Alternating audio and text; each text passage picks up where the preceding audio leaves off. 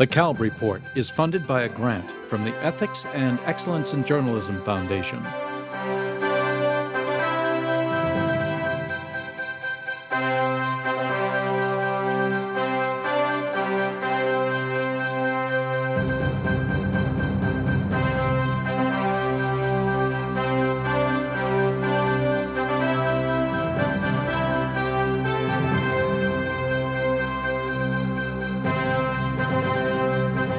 From the National Press Club in Washington, D.C., this is the Kalb Report with Marvin Kalb.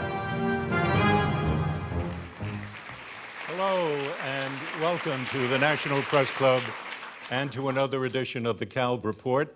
I'm Marvin Kalb, and our program tonight is Remembering a March, a Movement, and a Dream, meaning the March on Washington for Jobs and Freedom, as it was officially called 50 years ago, on August 28, 1963.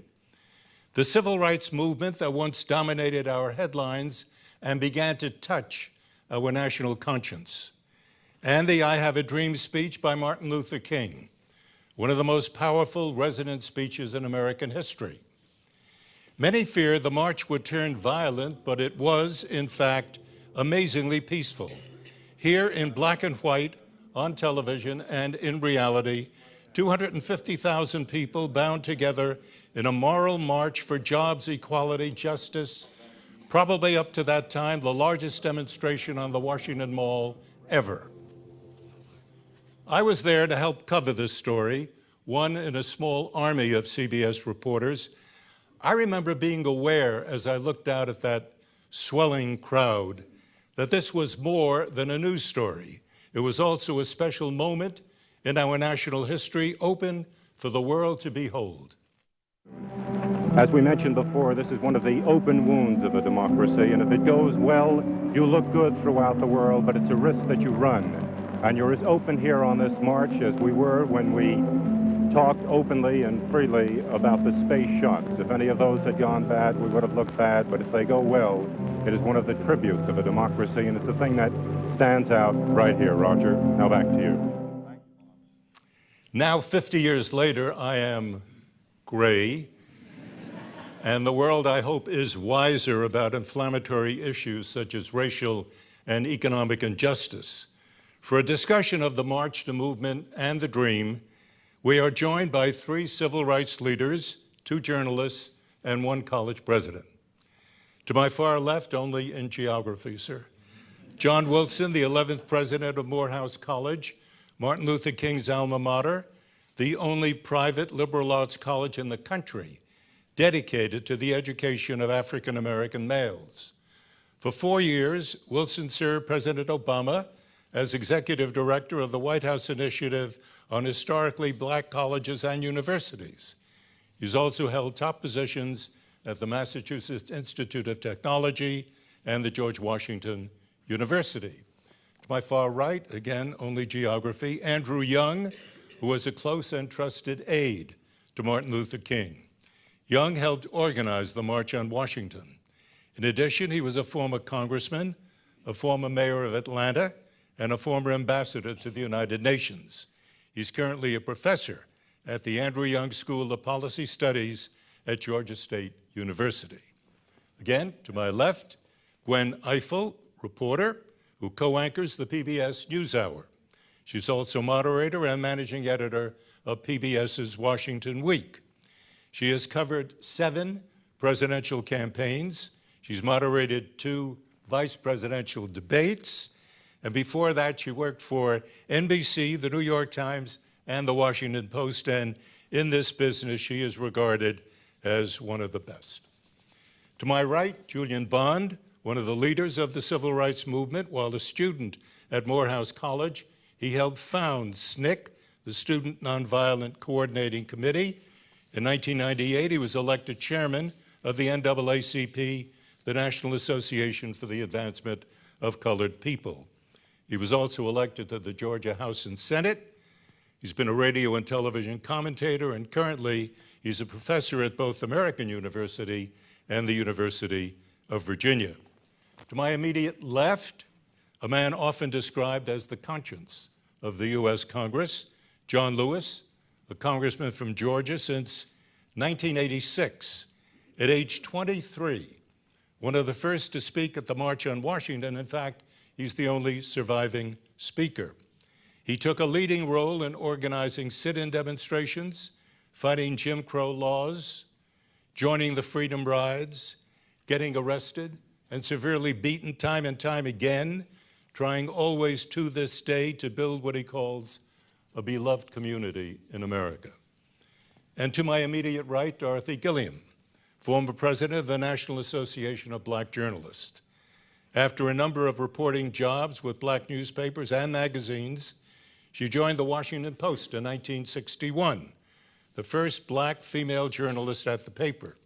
She's been a fellow at the Freedom Forum at Columbia, at the Institute of Politics at Harvard, and she's been a fellow at the George Washington University School of Media and Public Affairs. Let me start with the memories of those who are actually among the leaders at the March on Washington, Congressman Lewis, Ambassador Young, and Julian Bond. And Congressman Lewis, after so much violence against you personally and against many others in the black community, how did you come to feel that nonviolence was the way to go? Well, as a student in Nashville during the late 50s and the early 60s, we were taught the way of peace, the way of love, the way of nonviolence. Every Tuesday night at 6:30 p.m., a small group of students from Fisk University, Tennessee State, Meharry Medical College, Vanderbilt University, Peabody, American Baptist Theological Seminary would come together and we would study the teaching of Gandhi. We would study what he attempted to do in South Africa, what he accomplished in India. We would study Thoreau in civil disobedience.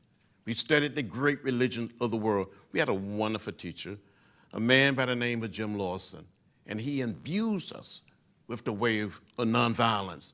Many of us during those early days accepted nonviolence as a way of life, as a way of living, not simply as a technique or as a tactic. And that became the way of the Nashville movement. Thank you, sir. Ambassador Young, I think all of us who were at the march realized that we were experiencing something very special. I wonder what it was about the march that left you moved. First place, coming out of Birmingham, we didn't think much of the march. We thought the movement was in the streets, and we'd had 5,000 students take over the city. We collapsed the economy. We got an agreement from 100 businessmen to change the segregation laws of Birmingham, and we figured the fight was over for us. This was a Sunday school picnic. The students in Birmingham who got out of jail wanted to do a march on Washington like Gandhi's Salt March to the Sea. And they wanted to get out on Highway 11 and just start marching, taking it town by town. And it was Ifill of Randolph that appealed to Dr. King and sent Bayard Rustin down to try to talk a little sense into us. We were what you used to call back then Freedom High. Bayard made sense, but there was nobody in Birmingham that was particularly enthusiastic about the March on Washington.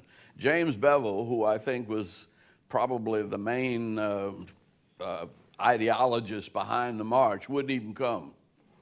I was not coming until Dr. King called and said, "You and Gene better get on a plane and get up here, you'll be sorry." And so it was a kind of a militant arrogance that infected us. And the march itself, the effect the march once itself, you were there? I was worried that it wouldn't do anything. There'd been a lot of, John can tell you, there was not a lot of harmony. SNCC wasn't that anxious about the march. You know, the NAACP and the Urban League didn't want the march for different reasons. And so it didn't look like it was going to be fun till the people started. And when the people, I mean, I was out there on the lawn at 7 o'clock in the morning when the buses started coming in. And when they started coming in singing freedom songs from just about every direction, I mean, it just, you couldn't hold back the tears. You realized that this was something special.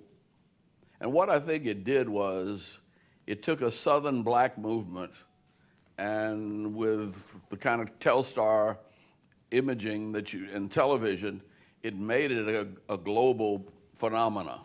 Julian Bond, you were all, and you were talking about SNCC a moment ago, so impatient for justice.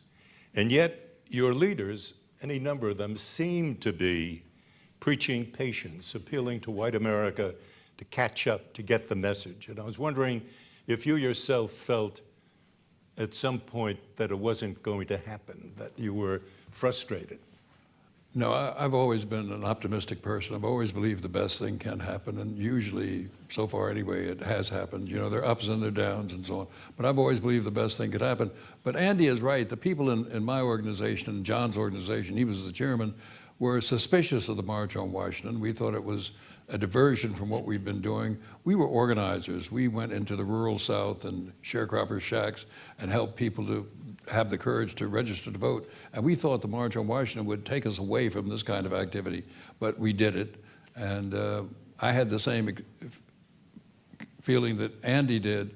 I got to the mall early in the morning and didn't see anybody there. But people came and they came and they came, and the numbers grew and grew, and it became something greater than anything I had anticipated it would be.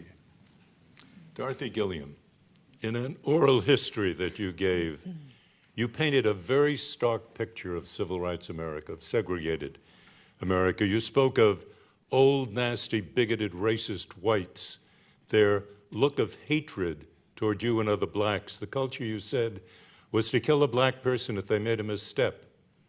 And I'm wondering, picking up this theme that we've already heard, did you feel that the march would accomplish very much? I felt the march really was an important show of the determination of Black America for something better, a new way, a change that had to come.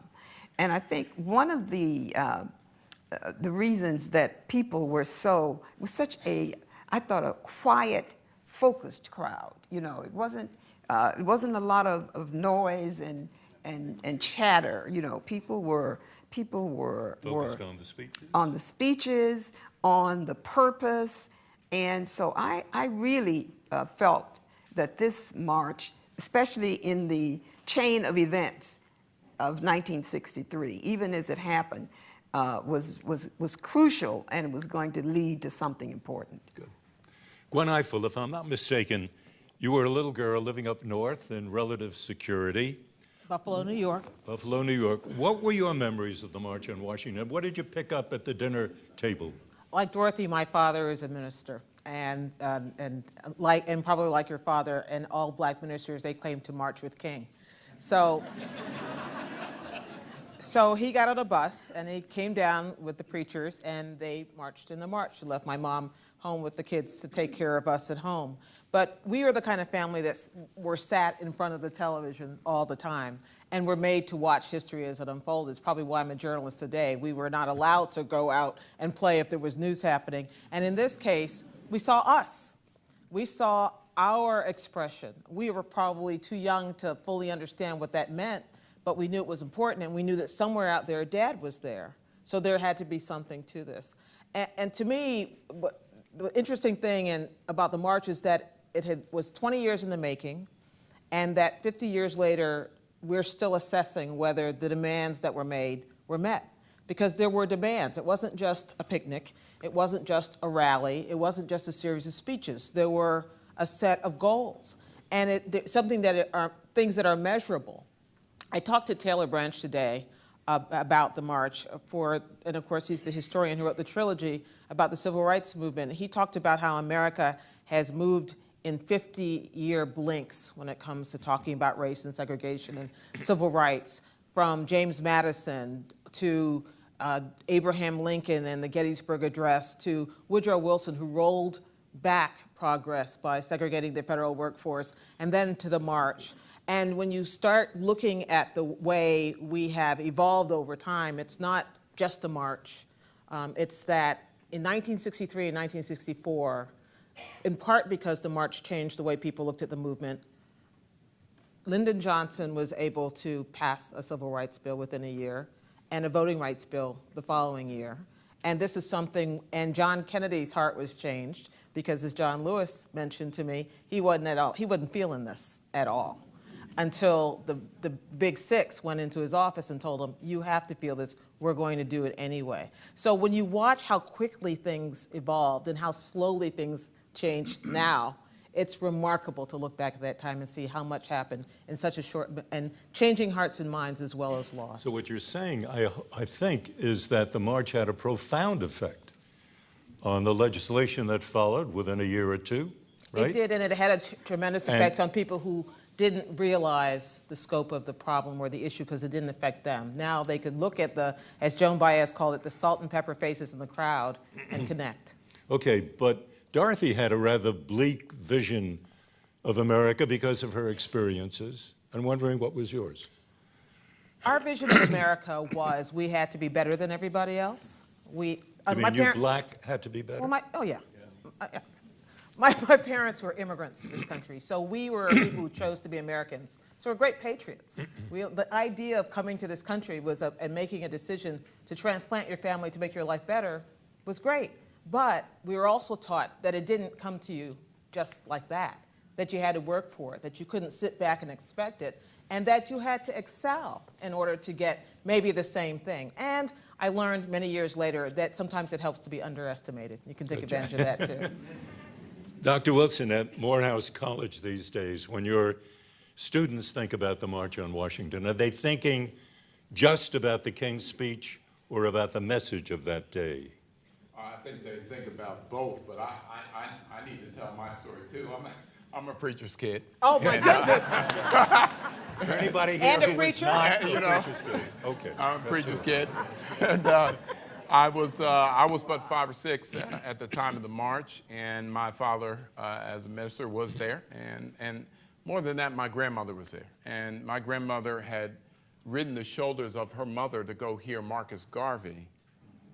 And then she showed up at the March on Washington. It's very powerful. So I heard a lot about it, heard those stories, and those stories are still alive and well on the campus of Morehouse College. There is an investment in the peace and justice tradition at Morehouse, and I stand on the shoulders of the giant, Benjamin Elijah Mays, who had so much to do behind the scenes with everything that we're talking about today and celebrating this year. It's probably an impossible question, forgive me, but do you see another Martin Luther King among your students? Well, I sure hope so. We are certainly trying to shape the Morehouse undergraduate experience to produce the Martin Luther King of chemistry, the Martin Luther King of biology, and a number of other fields, and still another Martin Luther King of peace and justice and nonviolence. Congressman Lewis, on the day, forgive me, I'm sorry. I sort of decided we had the first white president of South Africa after Mandela at Morehouse last year. I mean, there was a kid who'd been there 4 years from South Africa who was white, who totally immersed himself into everything about Morehouse and Martin Luther King. And it was obvious that he was preparing himself to go back to Africa. We also have 10 students from Zimbabwe. Was sent by a Zimbabwe businessman, paid all their way, a black Zimbabwe businessman. He sent also 10 women to Spelman because he said he wants the next generation of leaders in his companies in Africa to have an African-American experience. Congressman Lewis, on the day of the march, you had to edit your speech to sort of tone down some of its more passionate demands in order, I gather, to satisfy some of your more cautious colleagues. As you look back upon that now, do you think you made a mistake? Should you have kept to your original demands? No, the speech, and Julian Bond can tell you much more about this because he was our communication person, and he had made advanced copies of my speech available. But it was a strong speech. President Kennedy had proposed a civil rights bill. In my original text, I said the bill proposed by the president is too little and it's too late. And then much further in the bill, I was reading a copy of a certain newspaper, and I saw a group of black women in Southern Africa carrying signs saying, "One man, one vote." So in my March on Washington speech, I said something like, "One man, one vote is the African cry. It is ours too. It must be ours." The Kennedy administration took the position that if a person had a 6th grade education, he should be considered literate and should be able to register to vote. Those of us in the Student Nonviolent Coordinating Committee took the position that the only qualification for being able to register to vote in our country, especially in the American South, should be that of age and resident. And so many people in SNCC started wearing those buttons, "One man, one vote." And then much further down in the speech, I said, "You tell us to wait. You tell us to be patient. We cannot wait. We cannot be patient. We want our freedom and we want it now." We had prepared a speech that represented the feeling and the attitudes of the people that we were working with, but also the young people that made up the Student Nonviolent Coordinating Committee. And at one point I said, "Listen, Mr. President, listen, members of Congress, you're trying to take the revolution out of the streets and put it in the courts." And I went on and on and on in the speech and said, "We're now involved in a serious revolution. The black monsters are restless." I was just picking up something that Ifill Randolph had said, and they wanted me to drop reference to revolution. And Mr. Randolph said, "There's nothing wrong with the use of the word revolution. I use it myself sometimes." And then I said, the party of Kennedy is the party of Eastland. Eastland was the chair of the Senate Judiciary Committee for Mississippi, a real segregationist. And I said, the party of Jarvis, the liberal senator from New York, is the party of Goldwater. Where is our party? And then I questioned, I said, I want to know which side is the federal government on? And near the end of the speech, what people really didn't like, the Archbishop of the Diocese of Washington was supposed to give the invocation, and he threatened not to give the invocation if I didn't change it. It says something like, "If we do not see meaningful progress here today, the day may come when we will not confine our marching on Washington, but we may be forced to march through the South the way Sherman did, nonviolently." It's, "Oh, John, you can't say that. That's inflammatory." So Ifill Randolph and Roy Wilklin and Walter Ruth and some other people came to me. And so Mr. Randolph, a principal man, wonderful man, and he said, "John, we come this far together. Can we change this?" And Dr. King came to me and said, "John, that doesn't sound like you." So I couldn't say no to Ifill Randolph and no to Dr. Martin Luther King Jr. These two individuals I admired and I loved them. And so we changed that, and at the end of the speech, rather than making any reference to Sherman or marching through the South, I say, if we do not see any meaningful progress here today, we will march through Danville, Virginia, through Jackson, Mississippi, and several other places, really. But Julian, you remember? I remember all that. And I'll tell you, the civil rights organizations that supported the march were asked to donate staff to the march, to staff the march. And I was donated to the March on Washington Committee. And one of my tasks was distributing John's speech, the original speech, to members of the press who were seated down below Lincoln, still above on the steps there. And I passed out these copies of John's speech. And I pointed out to them that John would be the only speaker speaking that day who talked about black people instead of Negroes or colored people, as was the fashion. I thought, and we thought, that this demonstrated how militant we were and how different we were and better and superior we were from the other civil rights organizations. I have to say, none of the reporters paid any attention. What did you mean by militant? Well, I meant just aggressive. I didn't mean anything harmful or violent. I've always been upset by people who say, well, they're so militant, because they equate it with violence. It's not necessarily equatable with violence. It just means somebody who's aggressively in pursuit of his ideas. And that's whom I thought we were. We thought we were more militant than all the other groups gathered there. What was the magic of Dr. King, Congressman? Well, Martin Luther King Jr., more than any other leader of our time, had the capacity and the ability to inspire, but also to get people to share the vision. And the day he spoke, he delivered a speech, but near halfway through, he started preaching. He delivered a sermon also. It was two in one, Andy, will you say that?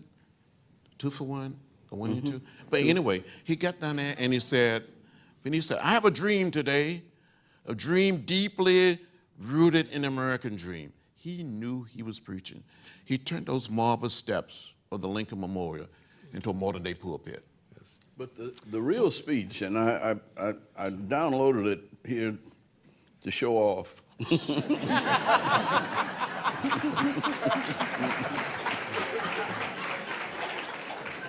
But You've succeeded. In a sense, we've come to our nation's capital to cash a check. When the architects of our republic wrote the magnificent words of the Constitution and Declaration of Independence, they were signing a promissory note to which every American was to fall heir. This note was a promise that all men, yes, black men as well as white men, would be guaranteed the inalienable rights of life, liberty, and the pursuit of happiness. It's obvious today that America has defaulted on this promissory note insofar as its citizens of color are concerned. Instead of honoring this sacred obligation, America has given the Negro a bad check, a check that has come back marked insufficient funds. Now that was totally ignored by the press, but that was the message of jobs and freedom. Right. And that's still the message. Marvin, I want to, just one second. I just want to take a minute now to remind our radio and television audiences that this is the Kalb Report. I'm Marvin Kalb, and we're remembering the march, the movement, and the dream with Congressman John Lewis, Andrew Young, Julian Bond, Dorothy Gilliam, Gwen Ifill, and John Wilson. Gwen, you wanted to say something. I like it when you take care of business. That's important. Well, I was going to pick up on what Andy Young just said, because what I'm always curious about, and this is, let me just put on my reporter hat for a minute, is over the years, when most people think about the March on Washington, they only think about the dream speech and that part of the speech. They don't think about anything else that King said in that speech, and you're right, he said a lot harsher things than anybody talks about. They don't even know who Bayard Rustin is. They don't know all the other things that happened that day, including the absence of women on the stage on purpose. And I find it, I wonder whether you, and there was an interesting story in the Washington Post this weekend about how the Washington Post even missed the dream part of the speech. Yeah. They just completely missed it. They were so much looking for violence. Yeah, that they didn't see it. So I'm wondering how they saw it, having been there, but then they noticed how much the white press missed the story. Well, what I want to do is to address that issue of media coverage of the March on Washington. And I remember at the time the 3 major networks were there. CBS covered it. We were all very proud at the time without commercial interruption. The Telstar satellite broadcast the march to Europe. The Washington Post assigned more than 60 reporters to cover that story. So it was really big news. Okay. Congressman, you once said that the civil rights movement without the media would be like a bird without wings. What did you mean by that? Well, I really meant that. Well, I know you did, but tell us what you meant. I don't, without the media, without, especially in the American South, without reporters with that pencil and pen, without the photographer, without the cameras, to bring the message into the living rooms, so people could see it, so people can feel it. How did you get that into your head, that that's the way to get the message out? We knew. Andy Young and Julian Bond would tell you that even sometimes when we had protests, when we had a demonstration, we knew that we had to do it at the same time to make the evening news to be on the 6 o'clock, 6:30 or 7 o'clock, 10 or 11. The sit-in was so disciplined. You had these well-dressed college students sitting there, orderly, just sitting there, reading a book, writing a paper, looking straight ahead. They were well-dressed. And then you had the other element that would come up and beat us, pour hot water on us. The other element? The racist element. And people saw the contrast. Mm-hmm. Or you had a Bull Connor in Birmingham using dogs and fire hoses on young children.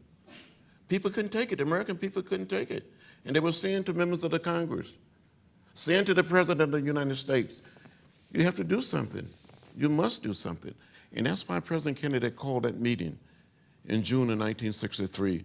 And Ifill Randolph spoke up in the meeting and said, Mr. President, the black masses are restless, and we're going to march on Washington.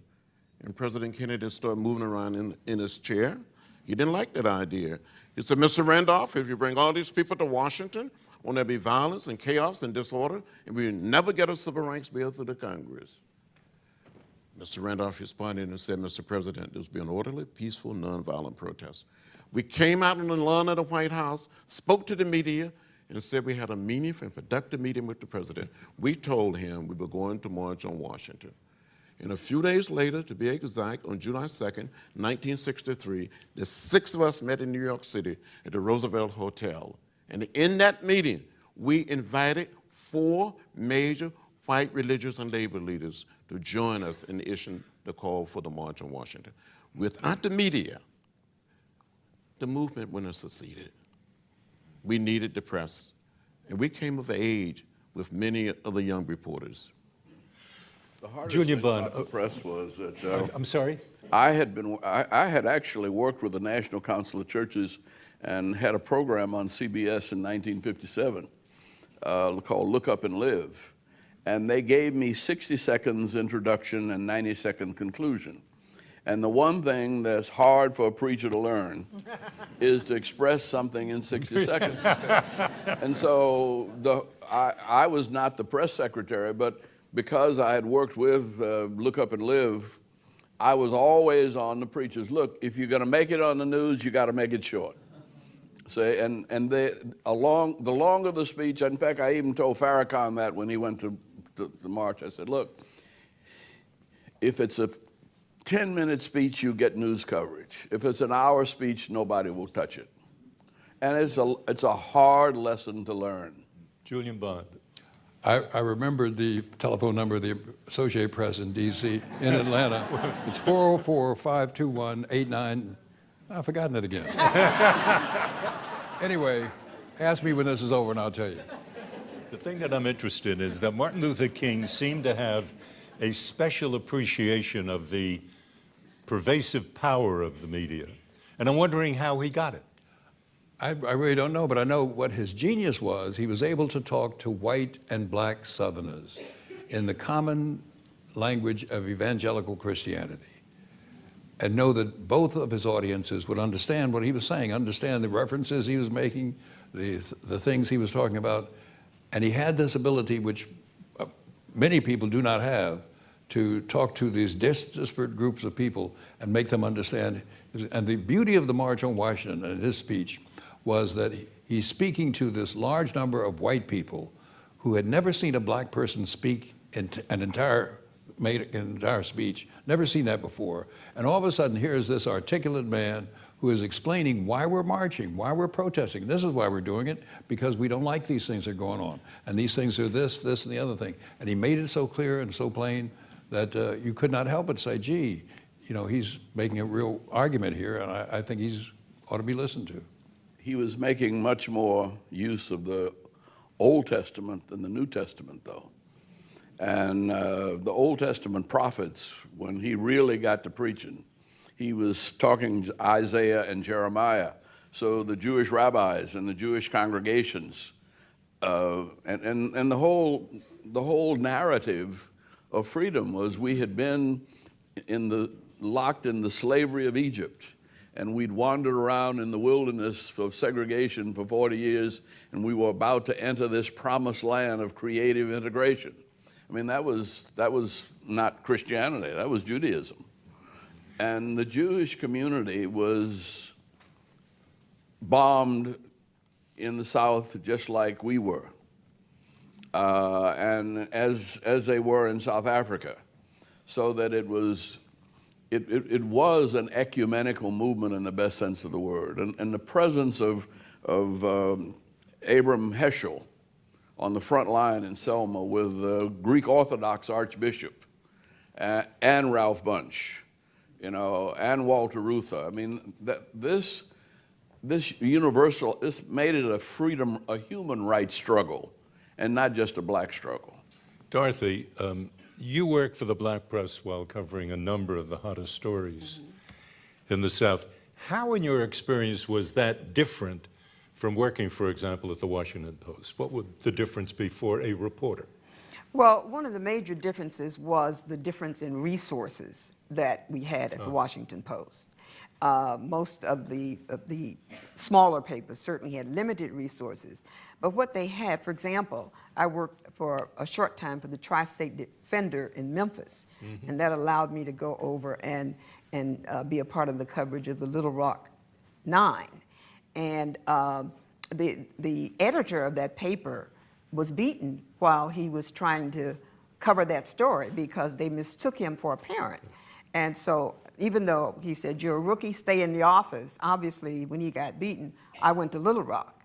And, but we were the staff, you know, and that's one of the major differences. But I think the important thing about the black press is that they told the stories before the daily press got there. And then once I arrived at the Washington Post, very impressed by the resources. But one of the major things that was missing was enough diversity in the daily press to really help to tell the story of communities and to tell those stories well. Well, one of the questions I've got for you, and forgive me if it's a mean question, but you're talking about the resources of the Washington Post. The Washington Post had more than 60 reporters covering the March on Washington. And yet the following day, on August 29th, 1963, in the Washington Post, there was no mention of Martin Luther King nor of his speech. And I'm wondering, you were there, I know that you were not covering that. You were there as a spectator. But what's your understanding? What was that all about? Well, my understanding, trying to piece it together afterwards, first of all, the focus within the media was on the violence. When I talked to some of the reporters, the editors were giving battle plans of what to do in case of violence, how to look for bad guys, if any reporters got hurt, you know, how do we get together to get the reporters out? The whole focus was on violence, and there was no violence. But he did speak, and it was a rather great speech. So right. Where was the Post? I'm coming to that. And this has to be speculative because I wasn't there. But I believe, you see, if there had been, you know, more racial diversity, if there had been a black editor among the people making the decisions, and I don't want to knock my old paper because I love the Post and the people who run there, but you know, the fact is there were 3 black people on that on the whole staff. None of them decision makers. You know, I was on maternity leave. The other 2 men, I'm sure, were part of the coverage. But when newspapers make decisions when people sit around a table and talk about what the news is. You know, what goes on page 1, what goes on inside.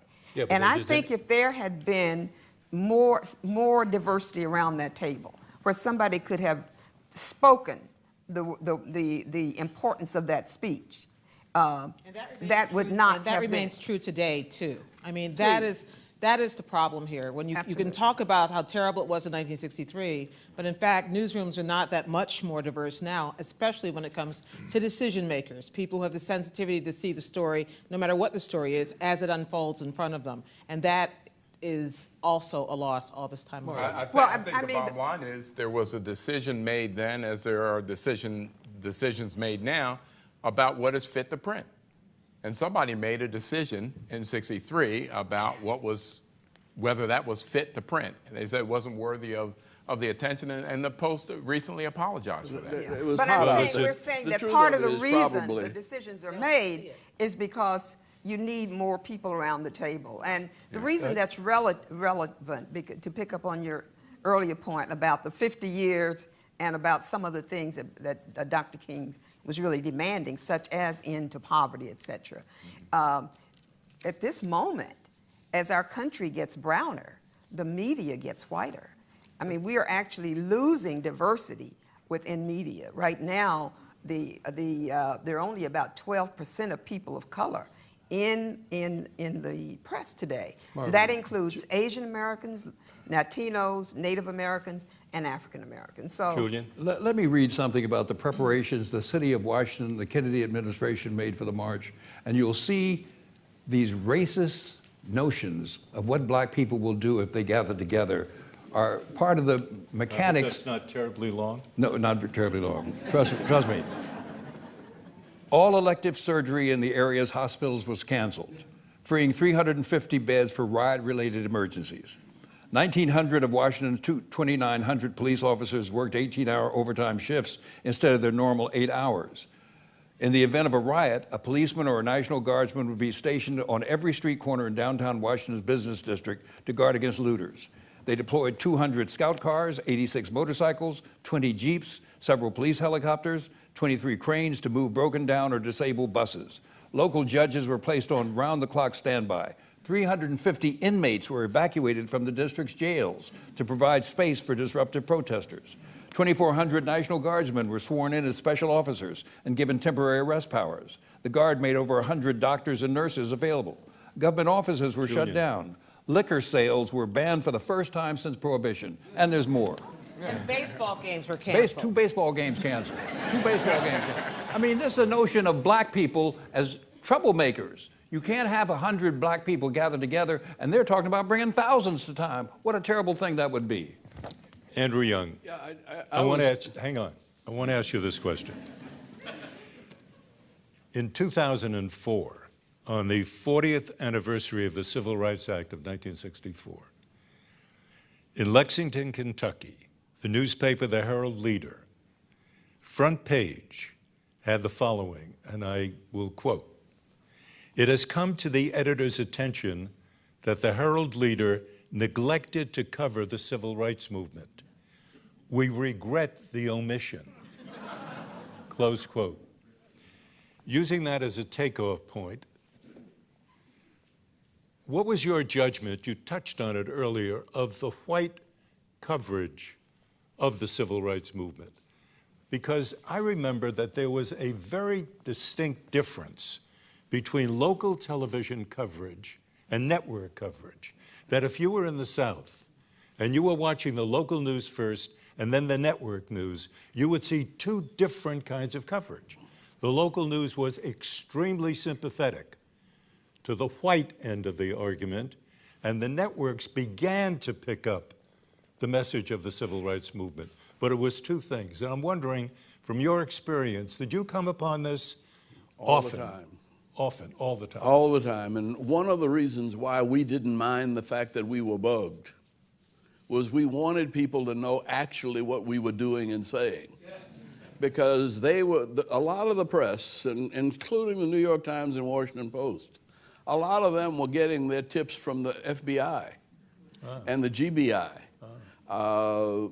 Once we got a little past 63 and 64 in St. Augustine, when the mob turned on the press, and in Mississippi when people like Paul Good got fired by ABC because he would not cover ABC was still running the story, forgive me, that these 3 civil rights workers were hiding to get attention.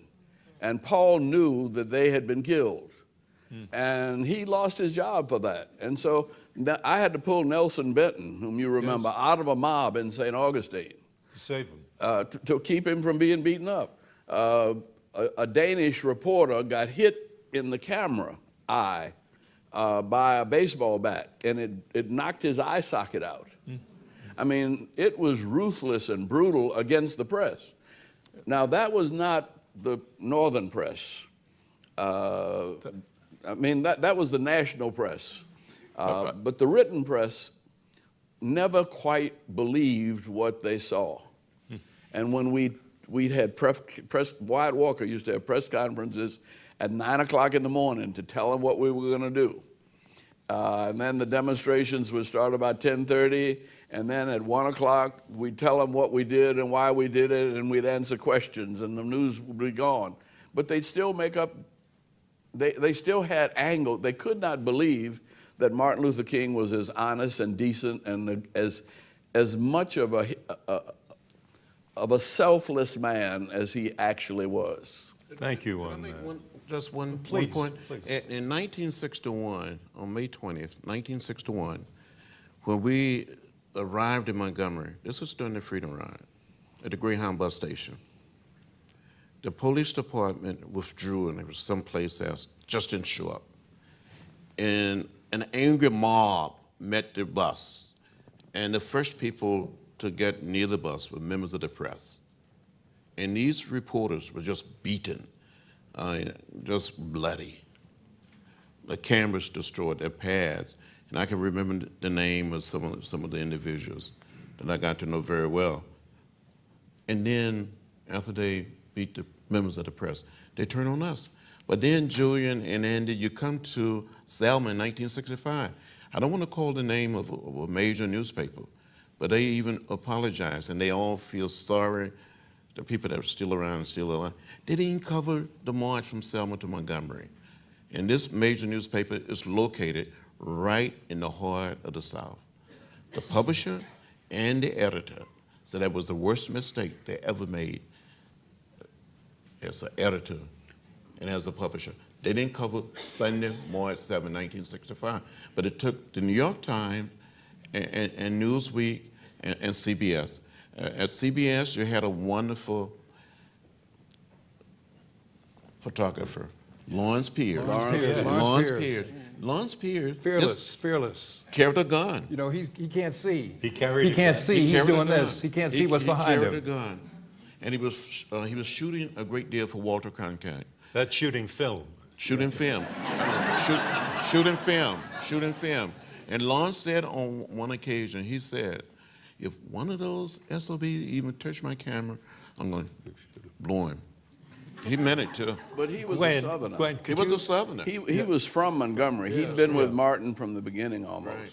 Gwen, give us your judgment, please, on how well did the American media do in the coverage of the civil rights movement? There's a great book by Gene Roberts and Hank Klibanoff called The Race Beat, in which they tell a lot of these stories, and they tell them well, and they admit some of the things they missed. These were the big newspapers.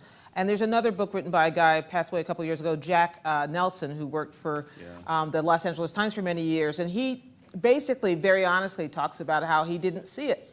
He didn't see it at the story, and how he turned and how he began to realize it, first as a reporter, hey, this is a great story here, and then as a person watching it unfold in front of him. There were a lot of mistakes made, but I really think that a lot of it wasn't willful blindness as much as it was lack of exposure among Southerners and Northerners. In Southerners, it was protecting what they had. Among Northerners, it was, really? This is happening? Is this important? And trying to get a sense of it. The genius of the civil rights movement is knowing then and now how to get our attention. And by staging sit-ins, by staging arrests, by doing what would get them on the evening news, then people couldn't look away. And that's when these events began to happen. When you saw with your own eyes the hoses turned on the children, then it's like watching young children with victims who are victims of chemical weapons in Syria. It changes hearts and minds, and it certainly did in this country. But it also, these images were also shown around the world. That's right. And that was also a major influence on this government. You know, when the Little Rock Nine were integrating Central High School, And when, you know, my old editor from the Tri-State Defender, Alex Wilson, was beaten, his picture was on the front page of Pravda in Russia.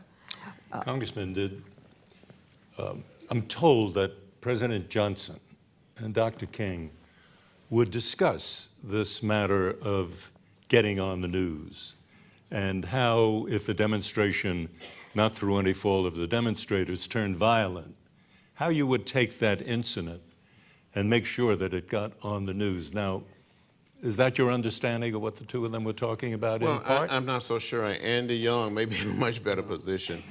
But it's my understanding after Dr. King received the Nobel Peace Prize, he came back to America, had a meeting with President Johnson, and said to the president, we need a Voting Rights Act. And President Johnson said, in effect, Dr. King, we don't have the votes in the Congress to pass a Voting Rights Act. I just signed the Civil Rights Act. He said, in effect, you make me do it. You make me do it. And Dr. King joined us in Selma, and that led. Well, actually, coming out of the White House, we didn't get in the White House until 7 o'clock at night. He waited till all the press had gone home, and we were coming out of there about 9:30, and the president's final words were that the president doesn't have as much power as you think he has, and he could not introduce voting rights legislation. When we walked down that little road out of the West Wing, I said to Dr. King, well, what do you think? And he said, I think we got to figure out a way to get this president some power. Seriously. And was that going to be done through the media, the way in which you would? No. What, I mean, he didn't know, but it was a moral mandate that he didn't have the slightest idea, but about 3 or 4 days later, a lady by the name of Amelia Boynton came from Selma and talked to him about the fact that they couldn't have an NAACP Emancipation Day service. Banquet. And it was the regular Sunday Emancipation Day service, because Jim Clark wouldn't let them have mass meetings, wouldn't let them have political meetings in churches. Jim Clark was the sheriff. He was very mean. He was just a vicious man. He wouldn't let the servant. He dreamed mean. He got up mean. He was just. He wouldn't let her bury her husband in a church because her husband had been too political. So Dr. King said, "This is where we're going." We are very rapidly running out of time, and I do have a concluding question, and I'd be most grateful for a quick answer from each of you. And I'll start with Dr. Wilson. What is the most important thing that young people, and there are many young people in this audience, what is it that they ought to know and remember and hold dear to their heart about the March on Washington? The real purpose of it was jobs, but what was behind that, I think, and what was a revelation for me is how much there was a substratum in everything that Dr. King did. It was really all about education.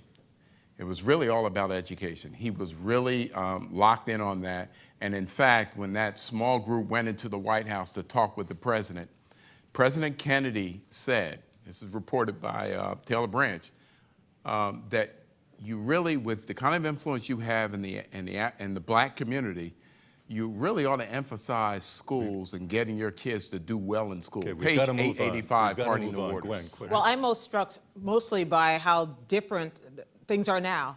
The technology is such that you can get a flash mob to show up to dance in the middle of Pennsylvania Avenue if you want. But in 1963, to get 250,000 people to get to the mall, basically using bullhorns and pulpits and labor union organizing, was remarkable. And that, to me, is something which I would like for young people to understand the enormity of what it took to do that.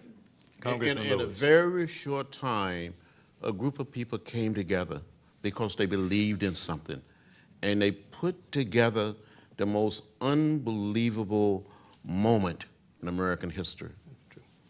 Dorothy. That for the legacy of the March on Washington to go forward, for the young people who want to be journalists, to really see that they have an obligation to cover poverty, to cover race, go deeper and find the real stories. Julian.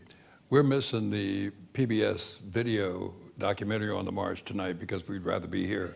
But it'll be when online. But you look at it, look at it and see the people who came to the march. These are ordinary men and women.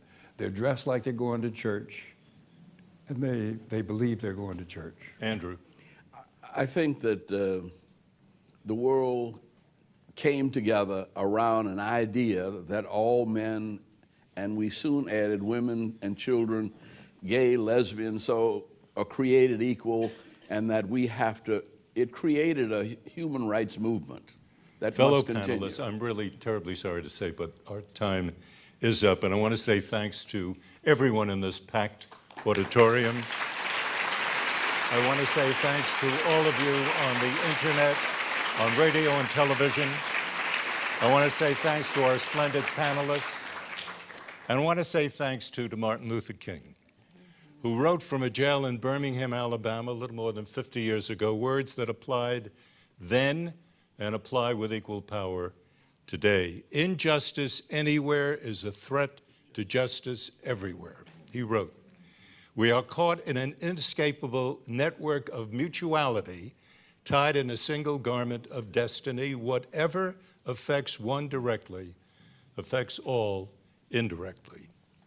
And of course, he was right. When I covered the march 50 years ago, I felt that I was involved in something much more, much larger, much more important than a news story, and I was. It was a huge moment in American history.